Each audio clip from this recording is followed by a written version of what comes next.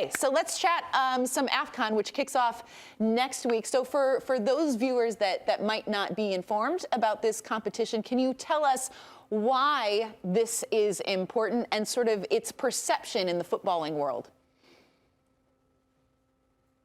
I'll start with the second part of your question, which is the perception in the football world. Unfortunately, from the European standpoint, from the Western standpoint, it's not considered very important. A lot of managers, a lot of owners have come out and complained about the fact that it's being held during this January period, which admittedly it does affect many of the domestic clubs in Europe. But it's key. It's a critical component of African football development, which obviously trickles down into European football, as so many European clubs, big clubs, small clubs, they have African players in their teams. And these African players, many of them wouldn't come to be what they are if it wasn't for this competition. It's also an incredible scouting point for teams all across the world. And so it's huge. It's big. It's the biggest showpiece on the continent, and it's an emotional one for all of us African and African football proponents.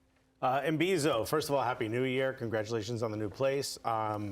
I'm glad we can find the money to give you so you can upgrade, because that was incredible. Because I'm in the same apartment as I was before I started here. But I want to ask specifically about a country that I think a lot of people are focusing on, a North African country in Egypt, which a lot of people are considering to be there a little bit of a dark horse. Mo Salah's never won AFCON. You know, I think back to Lionel Messi winning Copa America and how meaningful that was to him and how important it was for his career. I'm thinking for Mo Salah, this might be his last chance, potentially, depending on, obviously how healthy he stays, to win the Africa Cup of Nations. What do you think the chances are of them doing it, getting out of Group B? Well, there's certainly a stigma on the continent about African players who are top and big in Europe, but fail to do so, do the same performances on the continent. So certainly in terms of his African legacy, it would be critical for him to perform on the continent. Egypt always has a chance. Egypt always has a chance. They're one of the most winningest teams in AFCON history. And so certainly they have a chance. But I think you described them perfectly when you call them dark horses, because despite being a top team with a top history, they are not quite as good on paper or in practice as some of the other giants that they'll be facing. They can certainly get out of the group, but then it would get precarious from there. Mbizo, Senegal, defending champions, would you consider them to be in the group of death with the likes of Cameroon, Gambia and Guinea? They look easy by namesake, but on paper, the players that they have, would you say that is the group of death of this tournament? I absolutely agree with that, Nigel. I absolutely agree. I think that is probably the hardest group, and then the group that, unfortunately, Bafana is in is also one of the top groups. And look, Senegal is not in their golden age, but they're extremely strong and extremely well-balanced, attack through defense. They still boast some big names, right? And I think the only team that rivals them in terms of their team on paper is probably Ivory Coast. And I mean, they're spectacular. Diallo, Jacobs, Pape Gueye, Nampalys Mendy, Ghana Gueye, Jackson Sarr, Sadio Dia. I mean, this is a team that reads like an all-star team. And I think as defending champions, as reigning champions, they will certainly feel that they have the confidence to go and do it again. And one of my favorite managers in the history of the game as well, Aliou, will also be confident that they can do a repeat here. Mbizo, you named a lot of big names. Yet I didn't hear two of the biggest names in the whole continent. We're talking about the Super Eagles in Nigeria. What are their chances? Because we're talking about Victor Boniface, Victor Osimhen, along with Samuel Chukwueze, Ademola Lookman, Iwobi, Basi, Iheanacho. I mean, these are all seasoned vets. How dangerous is this Nigeria attack, and do you see them going far in this tournament?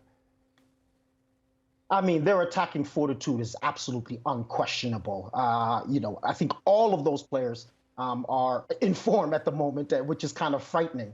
However, there are some questions about the thinning midfield, which is, it's always been sort of out of balance, and I think that's what Nigeria lacks. Defensively, they're also quite okay, but it's really the midfield that would be of concern for them. But if they rely on their attack, and if they look to push the ball into that final third and play in their opponent's half, I think they absolutely have a chance. And again, Nigeria is the giant of Africa, socio-culturally, socio-politically. geopolitically and obviously footballistically. And so they'll definitely see themselves as having a great opportunity to reassert themselves as the top team on the continent, which they haven't done in quite some time. And Mbizo, we talk about this competition and how it's seen as an inconvenience for some of these European clubs and how it's frowned upon by the Western culture. How damaging is it at times when young players don't turn up for call-ups? You talk about the 19-year-old at Marseille, Mew, I can't pronounce his name, but not willing to turn up for Cameroon. Is that damaging to the tournament when this tournament generally used to be a showcase for young African players to show what they can do when all these European scouts go there?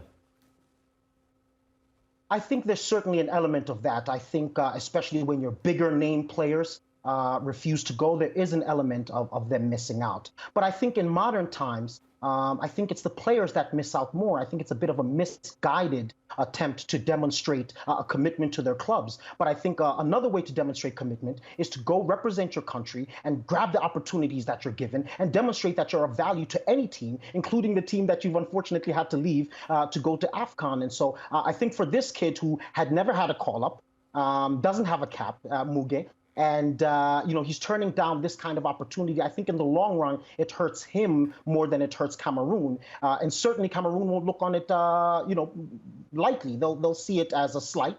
And so will the fans. And so he's certainly not endearing himself to the country. And you might find that in the future, even when he's at the top of his game, whether it's, whatever club he ends up playing for on a consistent basis, he might have difficulty getting into the team because of these broken relations. So while there certainly is a damage that happens to the clubs and to the competition, I think in modern day, with the with the prestige of the tournament growing, the players lose out more than the continent. Mbizo, we're looking at the odds here on the screen, and it looks like Morocco obviously seems to be the favorite. They capture the hearts and minds of everybody, obviously, in the last few years. But there seems to be a little bit of a hesitation for me to pick a North African team because they don't always have the most success in the sub-Saharan Africa. Talk to me a little bit about Morocco, and do you think they could break that stigma? I think this is probably their best opportunity to break that stigma. I think Egypt in particular has probably been the most consistent from African teams, followed by probably Tunisia, if I'm correct. But Morocco has a fantastic opportunity. They're flying. Their football is improving on the international level, the domestic level. The women's game is being developed as well in the country. They have an incredible balance of youthful exuberance with poised experience. Some big names coming out of Europe as well. So they'll be looking to really make an impact, and I think they can. Again, we've spoken about it, that on the continent, it's not only your football that matters. You need some serious psychological, mental, and emotional fortitude because there are issues on the continent you don't necessarily deal with when you're in Europe. And so the question will be, can they overcome those obstacles? I think so. I think they can go far, but I'm not sure I would place them as the single favorite either. I would actually say that the hosts, Ivory Coast, stand as favorites. Which I don't see their odds. Yeah, I don't see Yeah, their they're odds not for even some on reason there. on the screen. Yeah. And Mbizo, Yeah, my last thing is this. Obviously, I'm of West African descent. I know about this tournament and stuff like that. Let the American fans know what to expect and the big difference with this competition compared to European championships and just the colours, the history, the traditions, and how impactful this competition really is. You used a fantastic word there, Nigel, which is color. And I think that's what you see. The kaleidoscope of African culture, the diversity of the fans and of the peoples that come together for this tournament. I think in terms of the pitch, it's very different from European football because you have a lot more individually talented players. I think you have a lot more dribblers. You have a lot more pace and power. It's an exciting competition. Perhaps the teams aren't as tactically organized as some of your European teams, but the excitement is very much the same. We say on the continent, TIA, this is Africa. And you see that expressed every time on the pitch. It's going to be wonderfully exciting, extremely dramatic, not just with the football, but with the refereeing, with the fans. It's one of the greatest dramas in world football. And I think anyone who's interested in uncovering as well young talents and maybe sending a message to their managers in Europe to say, listen, I think I've seen a player. This is the tournament to do it in. Ooh, it sounds like a vibe. If I'm an MLS scout, Oh, yeah. I am Watching front and closely. center. Heck Yep. yeah. I am front and center. That's right. Cover some Inexpensive, gems. but quality players. Yeah. Mbizo, you got us all pumped up. You are the best, sir. Thank you so much for taking the time to join us. I'm sure we'll be catching up with you again soon as we get closer and closer to this competition. I hope so, folks. I'm extremely excited, and plus I need to pay these bills, so make sure you hit me up.